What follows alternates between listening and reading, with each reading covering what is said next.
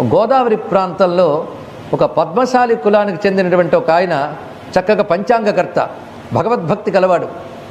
వారి గురువుల ద్వారా ఒక మంత్రం వచ్చి జపం చేస్తున్నాడు. ఆయన ఒక్కసారి మా అమ్మవారిని చూడడానికి రండి అంటే నేను వెళ్ళాను. అక్కడికి వెళ్ళినప్పుడు అమ్మవారి దగ్గర ఒక కమలం లాంటి ఒక అద్భుతమైన పువ్వు కనబడింది. ఇది ఏమిటంటే దీన్ని కల్లహారం అంటారండి, ఇది ఇక్కడ కోనేరుల్లో దొరుకుతుంది, కానీ ఈ బహిష్టు ఉన్నటువంటి వాళ్ళు కానీ దగ్గరికి వస్తే అది నల్లగా మారి ముడుచుకుపోతుందండి అన్నాడు.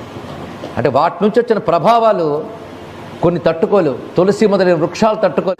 కనుక దైవశక్తికి దూరం అయిపోతాం. పితృదేవతలు ఆ ఇళ్లల్లో పుచ్చుకోరు, పితృకర్మలు చెల్లవు, దేవకర్మలు చెల్లవు, చేసిన జపాలు వ్యర్థమవుతాయి. వాళ్ళు ముట్టిన వస్తువును ముడితే ఎంత దోషమో చెప్పారు. దాని వెనకాల ఇంత కథ ఉన్నది. పైగా వాళ్ళు గౌరవనీయ స్థానం వాళ్ళకున్నది, వాళ్ళని అవమానించలేదు. ఇక్కడ భూమి, చెట్టు, నీరు, స్త్రీ అంటే భూమి ఎంత గొప్పదో, వృక్షములు ఎంత గొప్పవో, నీరు ఎంత గొప్పదో, స్త్రీ ఎంత గొప్పది, ప్రకృతి స్వరూపం అని చెప్పారు. ఎక్కడ అవమానం